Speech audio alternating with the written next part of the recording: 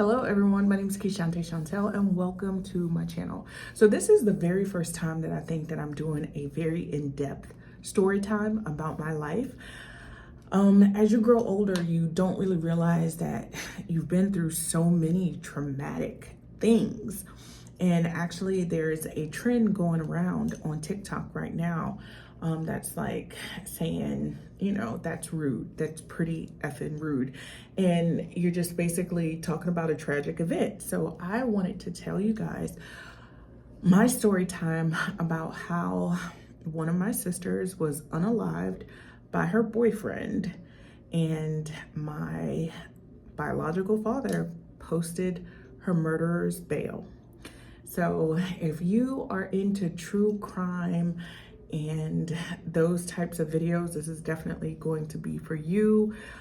If you have been experienced with a loss in your family due to unalivement or any type of murder, I am very sorry. This is definitely a trigger warning. I wanted to get that out there, but I'm just gonna talk about my experience. So growing up, my biological father was pretty much in and out of my life. I'd probably say up until about the year of 2012 when I just basically cut all communication with him. We had a very rocky relationship just because, my father, I would consider him a womanizer. So I have two biological sisters on his side, and I also have two brothers, none of whom I don't have any communication with as of current day.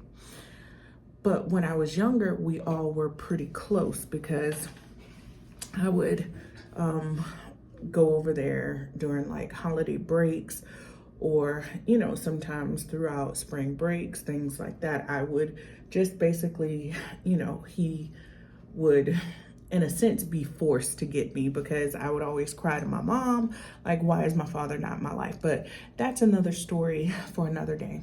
So growing up, like I said, I was definitely closer to my siblings. I am the third oldest. So my brother Vaughn is the oldest. My sister Risha was the second oldest, and this story is about her.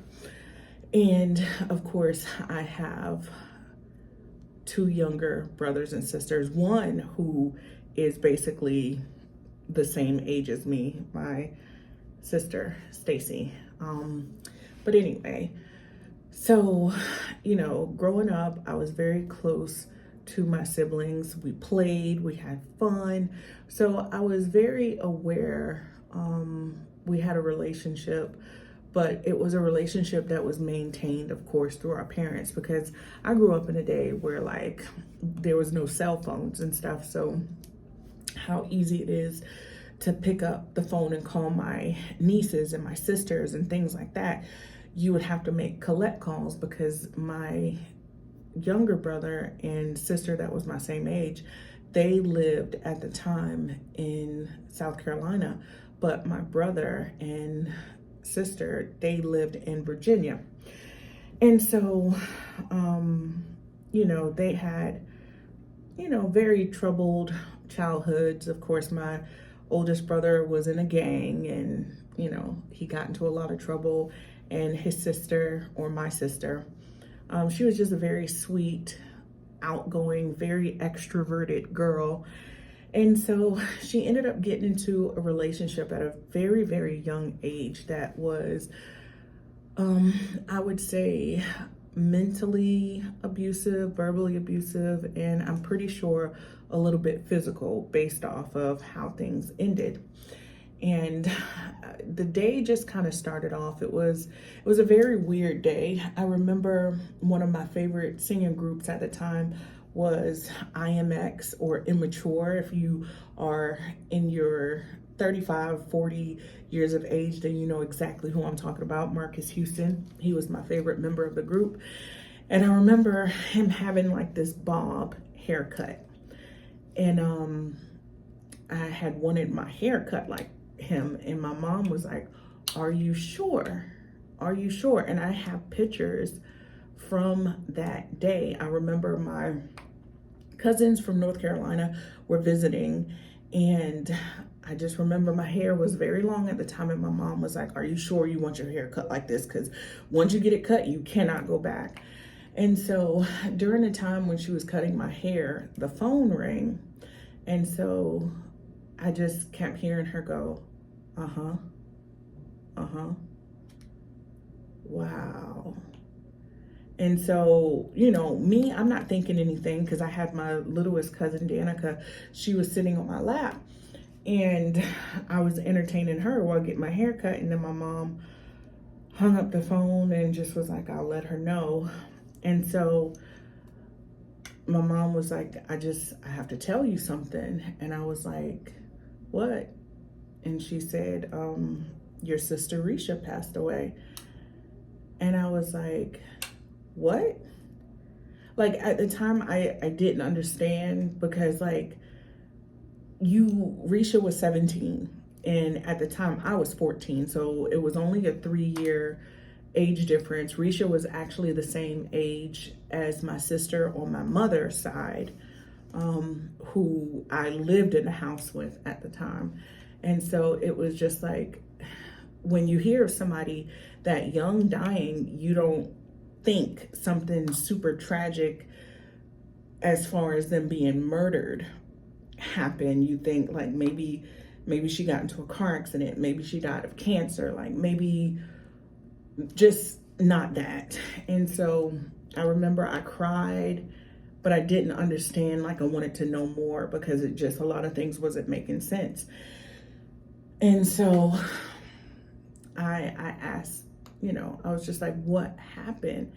And then my mom basically told me that her boyfriend had shot her in the head.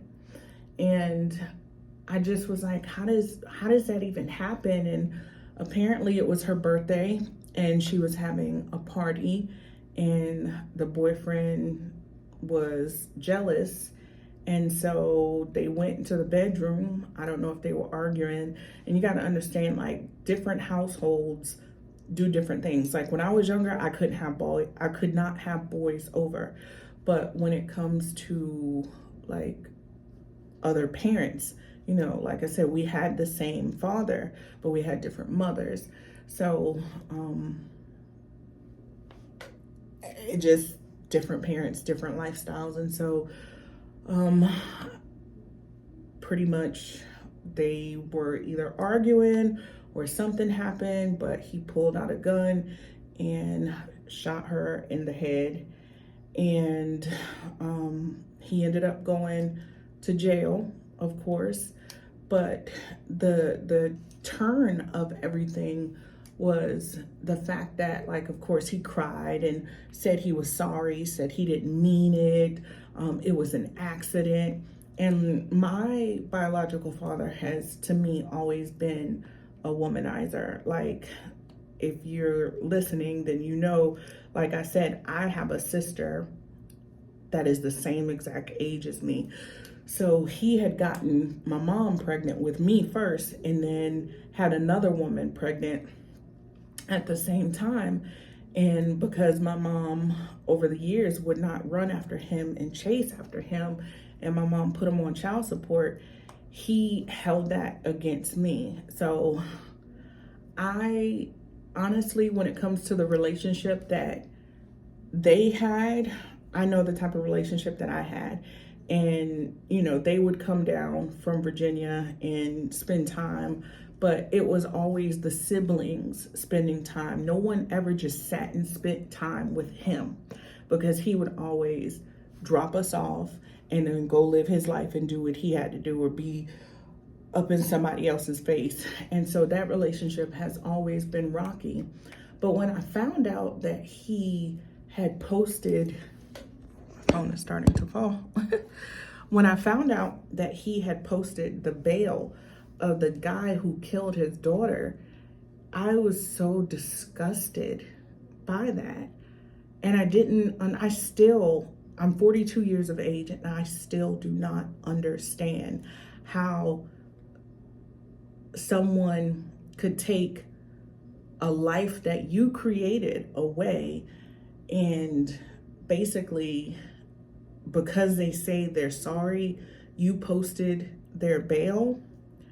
And it's just, if you're wondering, no, I have no relationship with my father.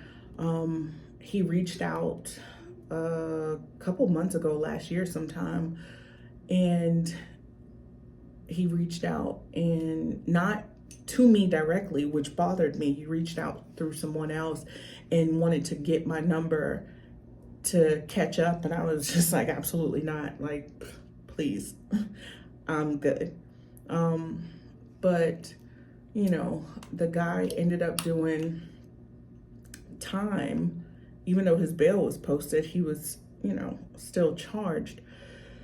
But I have not had contact with him, and you know, I have not had contact with him, and I have no interest in having contact with him. That's a very traumatic thing to go through, and I will never for the life of me understand. But I do know that womanizers sympathize with womanizers, and even though 17 years of age is very young, and people, they go through growing pains, but to have somebody take the life of, like I said, something that you created and you are so forgiving, blows my mind. So yeah, that is pretty much my story time. Very, very traumatic experience. I'm at the age where I dealt with it when I was so young that I've had time to grieve it, time to go through it, and I'm definitely in a better space now. It's unfortunate that I don't talk to my other siblings, but the ones that I definitely, you know, do recognize are the ones that keep in contact with me. So yeah, that's my story time, and I'm sticking to it. But I hope you guys have the most amazing day. And if you've dealt with like any traumatic situations or anything that you want to talk about, you can definitely leave me a comment in the comment section below, especially if you have any questions about this particular story. If things aren't just adding up and you have questions, I'm posting it on YouTube, so obviously I'm willing to talk about it. So I will talk to you guys later. Don't forget to like, comment, subscribe, join my beautiful online family, and I will see you in my next video.